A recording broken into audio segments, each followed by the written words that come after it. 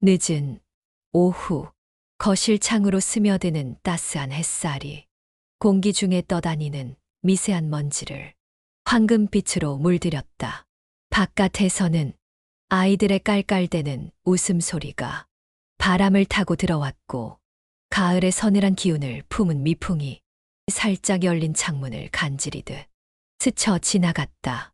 김순자는 식탁 위에 놓인 접시를 마른 행주로 조심스럽게 닦고 있었다. 손에 힘을 주어 하나하나 닦아 내려가며 반짝이는 접시 위에 비친 자신의 왜곡된 얼굴을 흐릿하게 바라보았다. 그런데 이상하게도 손이 움직일수록 마음 한구석이 차갑게 식어가는 느낌이었다. 어머니, 그 접시는 거기 두세요. 깨끗하게 안 닦였잖아요. 화장대 향수처럼 달콤한 듯 보이지만 어딘가 쓴맛이 감도는 며느리의 목소리가 순자의 등 뒤로 흘러들었다. 순자는 멈칫하며 손에 쥐고 있던 접시를 내려놓았다. 며느리 수진의 시선이 그녀를 향해 날카롭게 꽂혔다. 창문으로 들어오는 빛이 수진의 얼굴 반쪽을 비추어 밝게 빛났지만 나머지 반쪽은 그림자에 가려 보이지 않았다. 고무장갑이라도 끼시지. 손이 많이 거칠어지셨네요.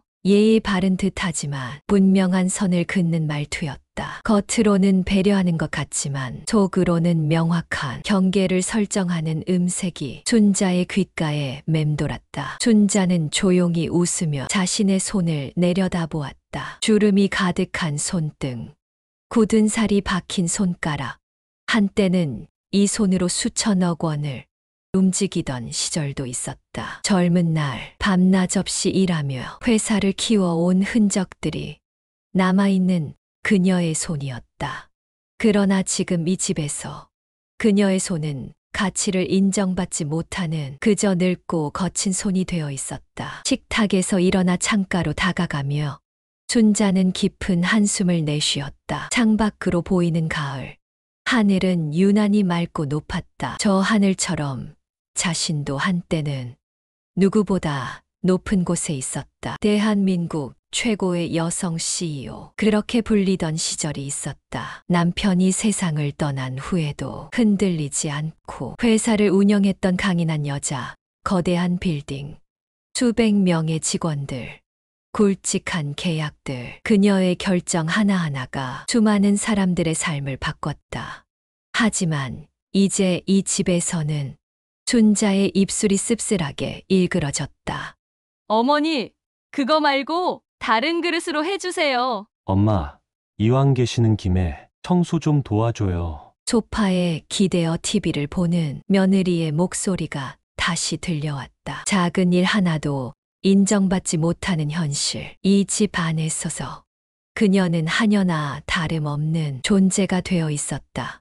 부엌, 선반 위에 놓인 가족 사진을 바라보며 순자는 입술을 꾹 깨물었다. 사진 속 아들 민수의 환한 웃음이 지금은 왠지 가시처럼 가슴을 찔렀다. 시리게 초침 소리가 유난히 크게 들리는 거실에서 창밖을 바라보던 순자는 문득 아들이 돌아오는 발소리를 들었다. 민수가 현관문을 열고 들어오자 그녀는 반가운 마음에 먼저 다가갔다. 민수야, 오늘은 일찍 왔구나. 저녁은 먹었니? 하지만 민수는 피곤한 표정으로 짧게 대답했다. 엄마, 요즘 좀 힘들어. 회사 일도 많고 그냥 좀 이해해줘. 순자가 무언가 더 말하려 하자 민수는 이미 침실로 향하는 중이었다. 피곤한 얼굴로 대충 고개를 끄덕이며 대화를 흘려보냈다. 젊은 시절 아들의 미래를 위해 모든 것을 쏟아부었는데 그때마다 눈을 반짝이며 엄마를 바라보던 아들의 눈빛은 어디로 사라졌을까. 아픈 가슴을 부여잡으며 순자는 조용히 부엌으로 돌아왔다. 저녁 식사를 준비하면서도 머릿속에서는 계속 생각이 맴돌았다. 이제 그녀는 멀어진 거리만큼 소외되어 가고 있었다. 칼로 야채를 썰면서도 눈가에 맺히는 눈물을 억지로 삼켰다. 며느리는 더 노골적이었다. 식탁에 앉아 저녁을 먹는 동안에도 순자는 며느리의 시선을 피할 수 없었다. 어머니, 이제 연세도 있으신데 좀 쉬세요. 너무 무리하시면 안 돼요. 하지만 말과 행동은 달랐다. 겉으로는 배려하는 말이지만 실제로 그녀가 아무것도 하지 않으면 며느리는 불만스러운 표정을 지었다. 청소를 하면 손대지 말라고 했다. 음식을 하면 간이 안 맞는다고 했다. 아이를 보면 옛날 방식이라며 핀잔을 줬다. 입으로는 쉬라고 하면서 눈으로는 무언가를 요구하는 모순된 상황에서 순자는 점점 자신이 이 집에서 설 자리를 잃어가고 있음을 느꼈다. 저녁 식사가 끝나고 설거지를 하며 순자는 창밖을 다시 바라보았다. 노을이 천천히 번지고 하늘은 따뜻한 주황빛으로 물들어 있었다. 그녀는 문득 이 집을 처음 샀던 날을 떠올렸다. 그때는 얼마나 가슴이 부풀었던가. 아들을 위해, 미래의 가족을 위해, 행복한 나날을 위해 고른 집이었다. 그러나 지금 이 집에서 그녀는 남이 되어 있었다. 마치 투명인간처럼 존재하지만 보이지 않는 존재가 되어가고 있었다. 손에 묻은 물기를 닦으며 순자는 무거운 한숨을 내쉬었다. 어머니, 내일 장 좀 봐오실 수 있죠? 며느리가 다정한 얼굴로 웃으며 말했다. 하지만 그 웃음 뒤에 숨겨진 의미를 그녀는 이미 알고 있었다. 다정한 목소리 뒤에 숨겨진 명령의 톤. 이제 이 집에서 그녀가 할 수 있는 일은 누군가를 돕는 것뿐이었다. 아니, 돕는 것이 아니라 심부름꾼이 되는 것이다. 순자는 천천히 고개를 끄덕였다. 겉으로는 조용히 받아들이는 듯 보였지만 속으로는 단단한 결심이 자라고 있었다. 카운터 위에 놓인 자신의 반지를 바라보며 그녀는 마음속으로 다짐했다. 이대로 살지는 않겠다. 다시 내 인생을 되찾겠다. 늦은 밤 가족들이 모두 잠든 후 그녀는 거실 소파에 앉아 창밖을 바라보았다. 달빛이 거실 바닥에 은은하게 스며들고 바람이 나뭇가지를 흔드는 소리만이 정막을 깨뜨렸다. 차갑게 식어가는 찻잔을 손에 쥔 채 그녀는 과거 자신의 모습을 떠올렸다. 자신의 인생에서 무엇이 잘못된 걸까? 모든 것을 바쳐 키운 아들에게 이렇게 대접받아야 하는 걸까? 회사를 키우고 가정을 지키고 아들을 위해 모든 것을 희생했지만 결국 남은 것은 무엇인가? 마음 한 구석이 텅 비어가는 느낌이었다. 순자는 자신의 주름진 손을 내려다보았다. 이 손으로 얼마나 많은 것을 이루었던가. 이제는 이 손으로 다시 한번 자신의 삶을 움켜쥘 때가 왔다. 시갯바늘이 자정을 가리키는 순간 그녀의 눈빛이 변했다. 이제 더 이상 한숨 쉬는 약한 어머니가 아니라 다시 한번 자신의 삶을 찾아 나서는 강한 여자가 될 시간이었다. 달빛이 그녀의 단호한 표정을 비추며 창밖에서는 가을 바람이 더욱 거세게 불어왔다. 마치 변화의 시간이 온 것을 알리듯 그녀의 마음 속에도 새로운 결심이 바람처럼 불어닥치고 있었다. 늦은 밤 거실 소파에 앉아 김순자는 천천히 차를 마셨다. 창밖에는 달빛이 고요하게 드리워져 있었고 창문을 넘어 들어오는 서늘한 바람이 긴 한숨처럼 커튼을 살짝 흔들었다. 도시의 불빛들이 멀리서 깜빡이는 모습이 마치 별처럼 보였다. 그녀는 창밖을 바라보다가 문득 과거의 한 장면이 마음속에 선명하게 떠올랐다. 30년 전 그녀는 누구보다 강한 사람이었다. 손끝에서 떨리는 찻잔을 내려놓으며 순자는 젊은 시절 자신의 모습을 떠올렸다. 남편과 함께 작은 사업을 시작했을 때 세상은 냉정했다. 특히 여성 사업가에게는 더욱 그러했다. 그 시절 순자의 검은 머리카락에는 항상 단정한 핀이 꽂혀 있었고 날카로운 눈빛으로 회의실을 지배하곤 했다. 거래처를 잡기 위해 새벽같이 일어나 뛰어다녔던 기억이 생생했다. 남성 중심의 사업가들 틈에서도 절대 밀리지 않았다. 당시 그녀의 구두 소리는 회사 복도를 울리며 권위와 자신감을 표현했다. 사람들은 그 발소리만 들어도 등줄기에 식은 땀이 흐른다고 말했다. 대표님, 이 계약 성사되면 큰일 하시는 겁니다. 우리 한번 손잡아 봅시다. 비즈니스 미팅에서 상대방이 손을 내밀 때 그녀는 흔들림 없이 맞잡았다. 단단한 악수 속에서 그녀의 결단력과 냉철한 판단이 묻어났다. 그 손의 힘에 놀라 상대방이 눈을 크게 뜨는 경우도 많았다. 여자라서 약할 거라 생각했던 편견을 순식간에 깨뜨리는 순간이었다. 그리고 결국 그녀는 해냈다. 작은 사무실에서 시작한 회사가 점점 커져갔다. 1명, 2명 직원을 늘려가며 사업을 확장해 나갔다. 기업을 키워내고 직접 회사를 운영하며 수천억 대의 매출을 올리는 대기업 회장이 되었다. 그녀의 얼굴이 신문과 잡지에 실리는 일이 많아졌고 여성 CEO의 롤모델이라는 타이틀이 그녀를 따라다녔다. 거실의 어둠 속에서 순자는 쓸쓸한 미소를 지었다. 하지만 그녀는 스스로를 자랑스러워하기보다는 늘 가족을 먼저 생각했다. 성공이란 결국 무엇을 위한 것이었을까?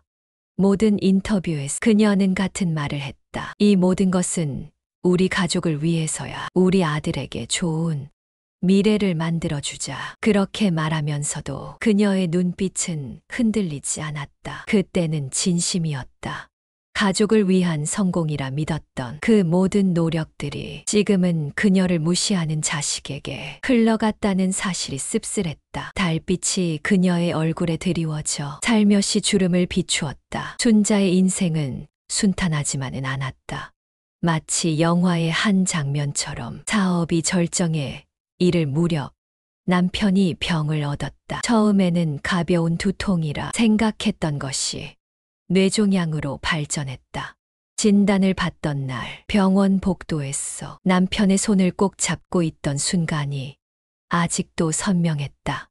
의사의 무거운 목소리, 형광등의 차가운 빛, 병원 특유의 소독약 냄새, 그 모든 것이 그녀의 기억 속에 각인되어 있었다. 여보, 나는 괜찮아. 당신은 일에 집중해. 나는 조금만 쉬면 나아질 거야. 남편은 끝까지 그녀를 걱정했지만 그녀는 그를 위해 최선을 다했다. 병원비가 얼마가 들든 최고의 치료를 받게 했고 회사 업무도 한순간도 소홀히 하지 않았다. 낮에는 회사를, 밤에는 병원을 오가며 그녀의 몸은 점점 지쳐갔지만 그 누구에게도 약한 모습을 보이지 않았다.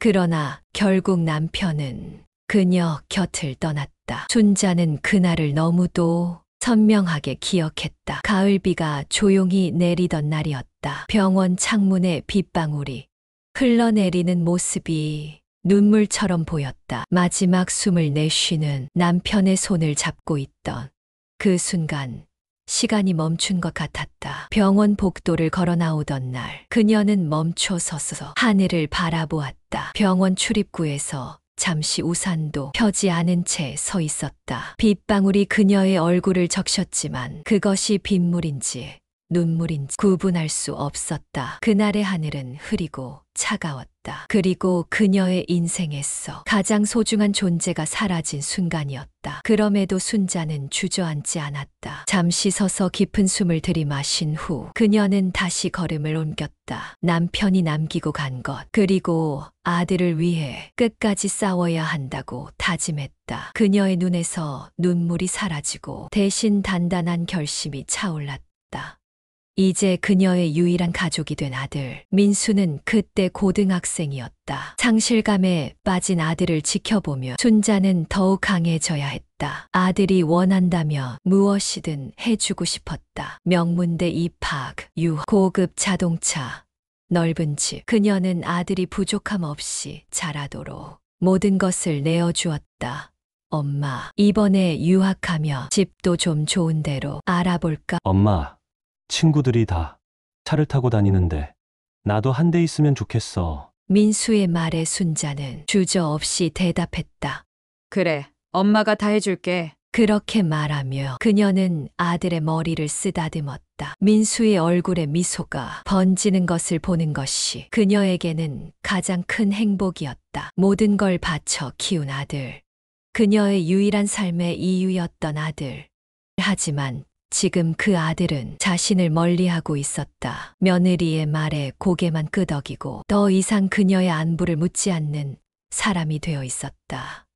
커튼 사이로 비치는 달빛 아래 춘자는 문득 생각했다. 내가 왜 이렇게까지 해야 했을까? 나는 지금 무엇을 얻었지? 그녀의 마음 속에는 복잡한 감정이 교차했다. 후회, 분노, 슬픔, 그리고 묘한 해방감. 어쩌면 이제야 자신을 위한 삶을 살 수 있는 기회가 온 것은 아닐까. 그동안 너무 많은 것을 내어주기만 했다. 이제는 자신의 인생을 되찾을 때가 온 것인지도 모른다. 테이블 위에 놓인 민수의 사진을 바라보며 춘자는 깊은 한숨을 내쉬었다. 학창 시절 민수의 웃는 얼굴이 그녀를 바라보고 있었다. 그 미소 속에서 그녀는 한때 자신이 얼마나 행복했는지 기억해냈다. 그리고 동시에 그 행복이 얼마나 멀리 가버렸는지도 깨달았다. 밤이 깊어갈수록 거실은 더욱 고요해졌다. 이제는 시계 초침 소리만이 정막을 깨뜨리고 있었다. 춘자는 천천히 소파에서 일어나 창가로 다가갔다. 달빛이 그녀의 실루엣을 창에 비추었다. 한때는 굵직한 산업의 중심에 있던 여성 CEO, 이제는 무시당하는 시어머니로 전락한 모습이었다. 그녀는 달을 바라보며 속삭였다. 이대로는 안 돼. 다시 내 삶을 찾아야 해. 그녀의 목소리는 작았지만 그 결심은 단단했다. 달빛 아래 그녀의 얼굴은 다시 한번 젊은 시절의 단호함을 되찾는 듯했다. 그렇게 밤은 깊어갔고 춘자의 마음 속에는 새로운 결심이 자라고 있었다. 내일 그녀는 달라질 것이다. 과거의 자신처럼 단호하고 강한 모습으로 돌아갈 것이다. 창밖으로 보이는 별들이 그녀의 결심을 지켜보는 듯했다. 그 별빛 아래 춘자는 천천히 자신의 방으로 향했다. 오늘 밤의 고요 속에서 내일을 위한 새로운 힘을 모으기 위해 그녀의 발걸음은 가볍고 조용했지만 그 안에는 다시 한번 세상을 마주할 준비가 담겨 있었다. 한때 그녀의 이름을 모르는 사람이 없었다. 김순자, 그 이름이 언급될 때마다 사람들의 눈빛은 존경과 두려움이 섞인 특별한 감정으로 빛났다. 그녀가 움직이며 수십 명의 직원이 바쁘게 움직였고 그녀가 내리는 결정 하나로 기업의 운명이 좌우됐다. 하지만 지금 그녀는 며느리의 눈치를 보며 접시를 닦고 있었다. 아침 햇살이 부엌 창문을 통해 들어오며 춘자의 얼굴을 비추었다. 그 빛 속에서 그녀의 주름이 더욱 선명하게 드러났다. 과거에는 수천억 원을 움직이던 손이 지금은 고작 설거지와 청소를 하는 손이 되어 있었다. 손등에 드러난 푸른 혈관을 바라보며 춘자는 자신의 인생이 어떻게 이렇게 변했는지 곰곰이 생각했다. 어머니, 오늘 김치찌개 좀 끓여주세요. 반찬도 좀 만들어 놓으시고요. 며느리 수진이 화장을 고치며 던진 말에 춘자는 고개를 끄덕였다. 대답하는 입술은 미소 짓고 있었지만 그 눈빛은 깊은 바다처럼 복잡한 감정을 품고 있었다. 수진은 그런 시어머니의 표정을 눈치채지 못한 채 가방을 들고 출근 준비를 서둘렀다. 수진아, 저녁에는 뭐 해놓을까? 춘자의 질문에 수진은 잠시 생각하는 듯 하다가 대답했다. 아, 오늘은 제가 회식이 있어요. 민수도 늦을 거예요. 어머니, 드실 거 알아서 하세요. 그렇게 말하고 수지는 현관문을 닫고 나갔다. 문이 닫히는 소리와 함께 집안은 갑자기 고요해졌다. 텅 빈 집 안에서 춘자는 창밖을 바라보았다. 아파트 단지의 놀이터에서는 아이들이 뛰어놀고 있었고 하늘에는 구름 한 점 없이 맑았다. 마치 세상 모든 것이 평온한 듯했지만 그녀의 가슴 속은 폭풍우가 몰아치는 바다와 같았다. 거실에 걸린 큰 가족 사진을 바라보며 춘자는 조용히 입술을 깨물었다. 사진 속 그녀는 우아한 정장 차림으로 미소 짓고 있었다. 회사 창립 30주년 기념식 날, 온 가족이 모여 찍은 사진이었다. 그 당시만 해도 민수는 어머니를 자랑스러워했다. 친구들에게 우리 어머니는 대한민국에서 가장 성공한 여성, CEO야 라고 말하던 시절이었다. 어느새 그 아들은 어머니의 눈을 피하는 사람이 되었다. 춘자는 천천히 부엌으로 걸어가 김치찌개를 준비하기 시작했다. 채소를 썰면서도 그녀의 머릿속에는 그날의 장면이 떠올랐다. 순자 대표님, 우리 회사 인수 제안을 받아주시겠습니까? 대형 기업의 CEO가 직접 찾아와 그녀에게 머리를 숙였던 순간 그녀가 사인한 계약서 한 장으로 수백억 원의 돈이 오갔다. 회의실을 나서는 그녀의 뒤로 기자들의 카메라 플래시가 터졌다. 그날 밤 뉴스에는 그녀의 이름이 대문짝만하게 실렸다. 그런데 지금은 김치찌개 끓이는 연기가 눈을 따갑게 했다. 춘자는 눈물을 훔치며 국자로 국물을 저었다. 그녀의 손은 여전히 능숙했다. CEO로서 복잡한 경영 문제를 해결하던 날카로운 감각은 이제 맛있는 찌개를 끓이는데 사용되고 있었다. 점심시간이 되어 춘자는 혼자 식탁에 앉았다. 식사를 하며 그녀는 자신의 침대 밑에 숨겨둔 상자를 떠올렸다. 그 안에는 그녀의 과거 영광을 증명하는 것들이 들어있었다. 상패들, 명함, 사진들, 그리고 그녀가 쓴 경영 관련 책도 한 권 있었다. 위기를 기회로 김순자의 경영 철학이라는 제목의 책이었다. 식사를 마친 후 춘자는 현관문 앞에 섰어 밖을 바라보았다. 한때 그녀는 운전기사가 대기하는 고급 세단을 타고 다녔지만 지금은 동네 마트까지 걸어가는 것이 그녀의 일상이 되었다.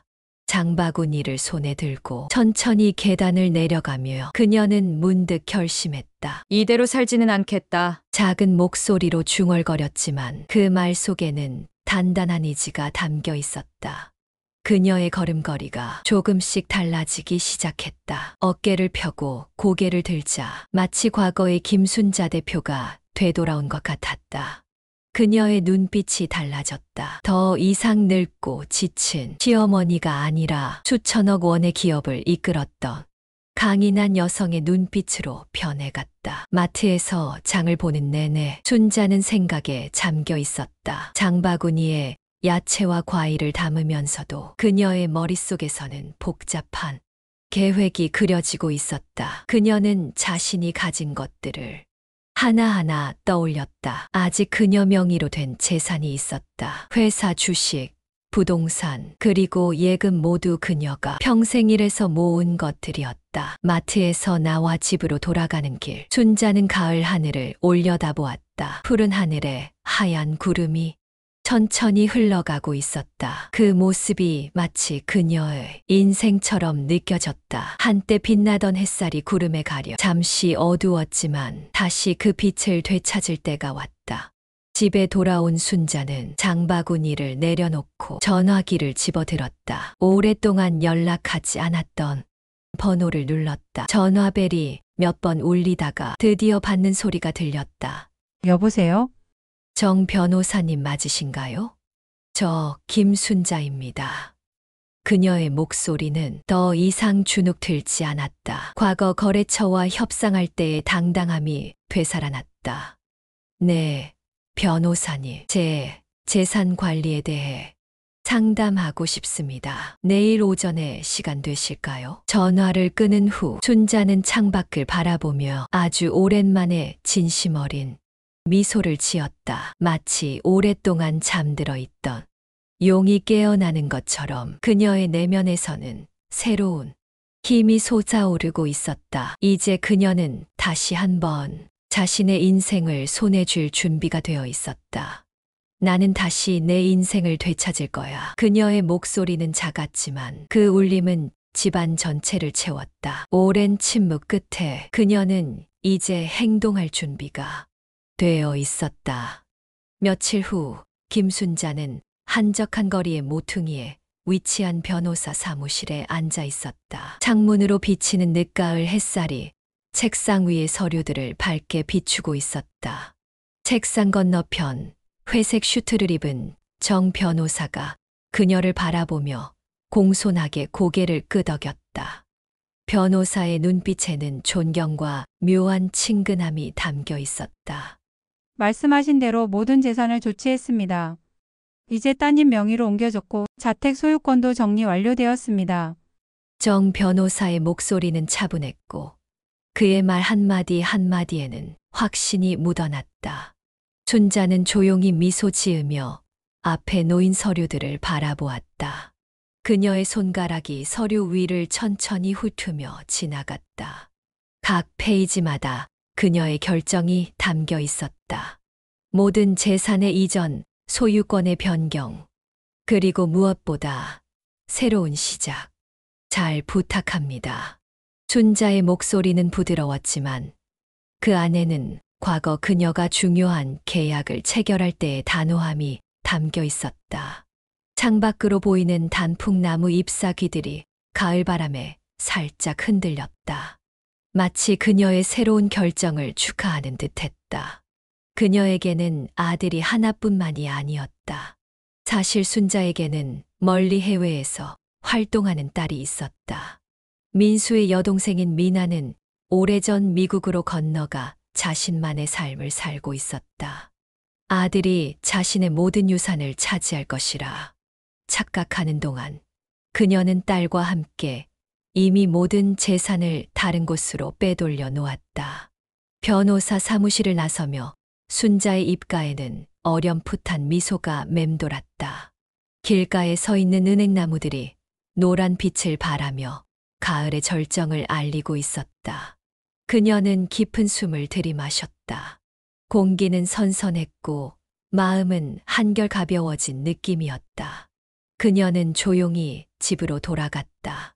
현관문을 열고 들어서자마자 며느리 수진이 반갑다는 듯 다가왔다. 수진의 얼굴에는 어떤 기대감이 역력했다. 눈동자가 반짝이고 볼은 상기되어 있었다. 어머니, 변호사 만나고 오셨죠? 이제 저희가 서류만 작성하면 되는 거죠? 순자는 가볍게 웃으며 고개를 끄덕였다. 그 미소 뒤에 감춰진 비밀을 누구도 알아차리지 못했다. 그녀의 표정은 마치 물 위에 떠 있는 오리와 같았다. 표면은 고요하지만 물 아래에서는 바쁘게 움직이고 있는 다리처럼. 그래, 이제 다 정리됐어. 며느리는 눈을 반짝였다. 그녀의 얼굴에 숨기지 못하는 기쁨이 번졌다. 벌써 손에 들어온 재산을 셈하는 듯한 눈빛이었다. 어머니, 정말 현명한 결정하셨어요. 이제 어머니도 편히 쉬시고 저희가 다 관리할게요. 수진의 목소리는 꿀처럼 달콤했지만 그 안에 섞인 욕심을 순자는 놓치지 않았다. 그러나 그녀는 평온한 표정을 유지했다. 아직은 때가 아니었다. 모든 것이 제자리에 놓일 때까지 기다려야 했다. 며칠 후 수지는 잔뜩 들뜬 얼굴로 변호사 사무실에 갔다. 그녀의 걸음걸이는 가볍고 신이 났다. 마치 오랫동안 기다려온 선물을 받으러 가는 아이와 같았다. 그러나 그녀를 맞이한 변호사의 표정은 딱딱했다. 정 변호사의 얼굴에는 어떤 감정도 드러나지 않았다. 오랜 법조계 경험으로 다져진 프로페셔널한 표정이었다. 죄송합니다, 따님. 이 집과 재산은 이미 다른 명의로 변경되었습니다. 변호사의 목소리가 사무실 안에 울렸다. 그 순간 수진의 얼굴이 굳어졌다. 방금 들은 말이 무슨 의미인지 즉각 이해하지 못한 듯했다. 그녀의 눈은 혼란스러움으로 가득 찼다. 네? 그게 무슨 말씀이세요? 어머니께서 저희에게 넘기신다고 하셨는데요? 수진의 목소리에는 당혹감이 가득했다. 그녀의 손끝이 미세하게 떨리기 시작했다. 변호사는 차분하게 서류를 내밀었다. 사무실의 형광등 빛이 서류 위에 반사되어 하얗게 빛났다. 여기 보시면 모든 자산이 따님에게 상속되었고 어머님께서는 소유권을 이미 이전하셨습니다. 따님? 수지는 순간 숨이 멎는 것 같았다. 그녀의 얼굴에서 핏기가 싹 가셨다. 그제야 상황을 이해하기 시작한 것 같았다. 아니, 그럴 리가 없어요. 저희가 가족인데요. 제가 시어머니를 얼마나 모셨는데. 수진의 목소리가 점점 높아졌다. 사무실 안의 공기가 긴장감으로 가득 찼다. 변호사는 서류를 가리키며 덧붙였다. 법적으로 어머님께서 직접 결정하신 사항입니다. 더 이상 돌이킬 수 없습니다. 수진은 자리에서 벌떡 일어났다. 그녀의 얼굴이 분노로 일그러졌다. 평소에 다정하고 예의 바른 모습은 온데간데 없이 사라지고 날 것의 감정만이 드러났다. 말도 안 돼, 민수 씨. 민수 씨한테 연락해야 해. 그녀는 서둘러 사무실을 나갔다. 변호사의 단호한 목소리가 뒤에서 들렸지만 그녀는 이미 듣지 않았다. 복도를 빠르게 걸어 나가며 수지는 떨리는 손으로 전화기를 꺼냈다. 한편 민수는 회사에서 전화를 받았다. 수진의 다급한 목소리가 수화기를 통해 들려왔다. 민수 씨, 큰일 났어. 어머니가 재산을 다 딸한테 넘겼어. 민수의 얼굴이 순간 굳어졌다. 그가 들고 있던 펜이 바닥에 떨어졌다. 전화 너머로 수진의 흐느끼는 소리가 들려왔다. 뭐? 무슨 말이야? 변호사 사무실에서 확인했어. 우리한테 남은 게 없어. 민수는 한동안 아무 말도 할 수 없었다. 그의 머릿속이 하얗게 변했다. 그럴 리가 없어. 엄마가 우리한테 준다고 했어. 하지만 곧 그는 어머니의 표정, 그날 그녀가 보였던 미소가 어딘가 다르다는 것을 깨달았다. 그는 급히 전화를 끊고 어머니에게 달려갔다. 집에 도착하자마자 그는 어머니를 마주보며 다그쳤다. 그의 목소리는 평소와 달리 날카롭고 높았다. 엄마, 이게 도대체 어떻게 된 거야? 순자는 차분하게 차를 한 모금 마셨다. 그녀의 손에 들린 찻잔이 햇빛에 반짝였다. 창밖으로는 가을 하늘이 맑고 푸르렀다. 무슨 일인데 그러니? 집이, 돈이 다 우리 명의로 넘어간다고 했잖아. 그녀의 눈빛은 평온했다. 마치 오랫동안 준비해 온 체스 게임에서 마침내 체크메이트를 선언하는 순간과 같았다. 그런 적 없는데 민수의 얼굴이 하얗게 질렸다. 그의 눈에는 충격과 배신감이 교차했다. 엄마, 우리랑 장난해? 순자는 조용히 미소를 지었다. 그 미소 속에는 수십 년간의 인생 경험이 담겨 있었다. 너희가 그렇게 원하던 정리를 했을 뿐이야. 민수는 그녀의 눈을 바라보았다. 어머니의 눈빛은 단단했다. 어느 때보다도 강인해 보였다. 이제야 그는 깨달았다. 어머니는 처음부터 이 모든 걸 계획하고 있었음을, 자신들의 의도를 간파하고 있었음을. 수지는 그날 밤 민수에게 화를 내며 짐을 싸기 시작했다. 거실은 그녀의 분노로 가득 찼다. 바닥에는 옷가지들이 흩어져 있었고 그녀의 화장품과 소지품들이 무질서하게 널브러져 있었다. 이제 어떻게 해? 우리한테 남은 게 하나도 없다고. 그녀의 목소리는 히스테리에 가까웠다. 뺨을 타고 흐르는 눈물이 분노로 이내 붉어진 얼굴을 적셨다. 민수는 소파에 앉아 머리를 감싸 쥐었다. 그의 어깨는 처져 있었고 눈빛은 공허했다. 나도 몰랐어. 엄마가 이렇게까지 할 줄은. 수지는 이를 악물었다. 그녀의 움직임은 거칠고 급했다. 내가 이 집에서 시어머니 모시면서 어떻게 살았는데. 이렇게 배신해? 그녀의 목소리가 집안에 메아리 쳤다. 그때 거실로 천천히 걸어 들어온 순자가 말했다. 그녀의 발걸음은 가볍고 당당했다. 마치 다시 자신의 영역을 되찾은 여왕과 같았다.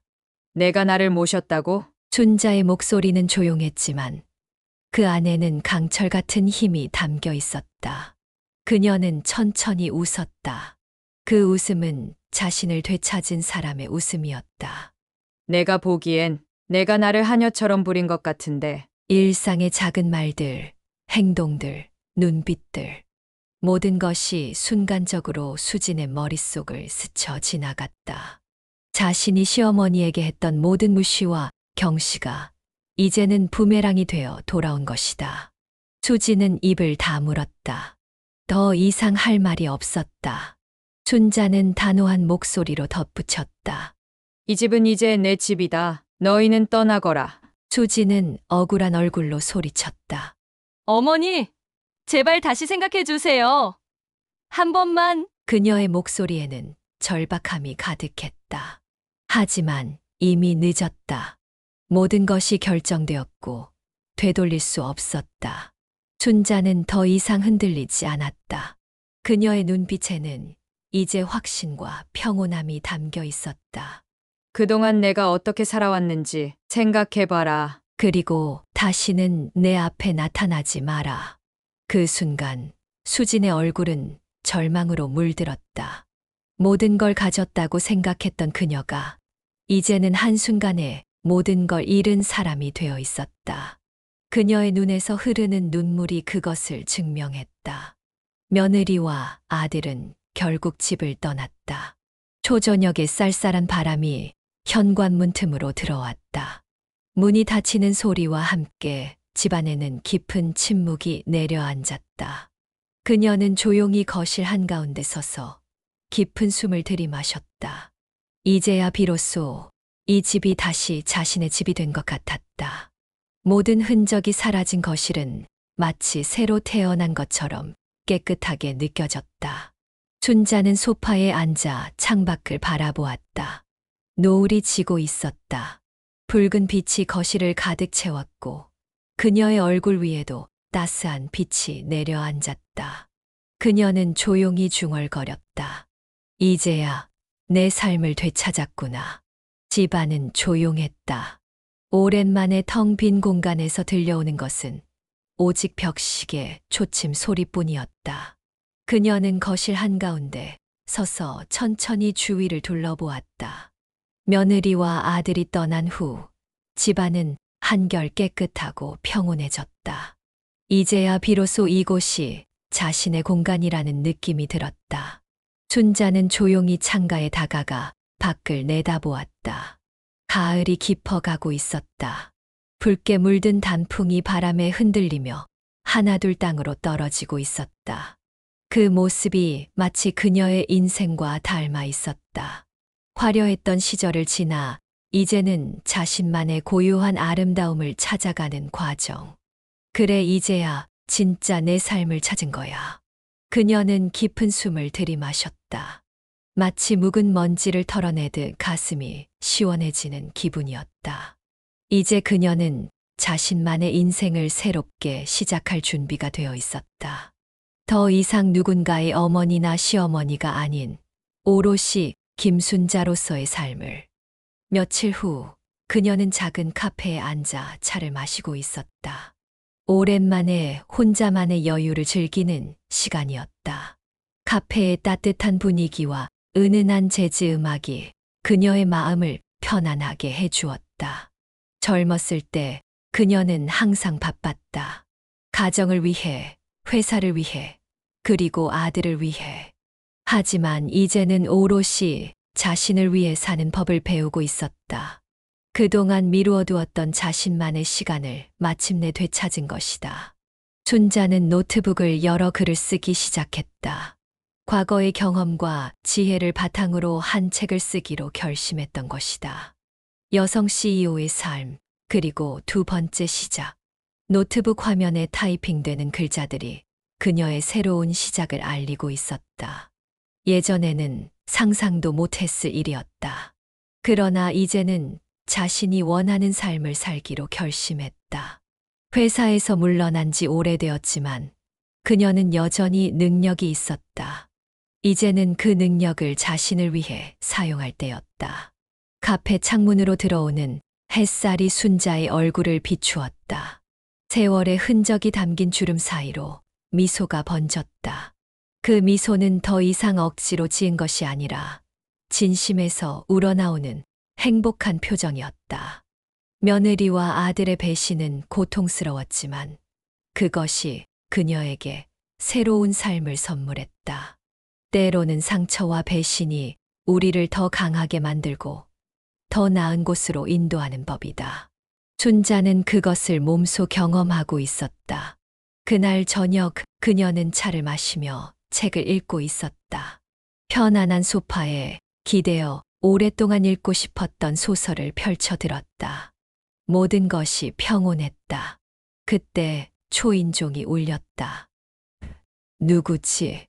그녀는 문을 열었다. 그곳에는 아들 민수가 서 있었다.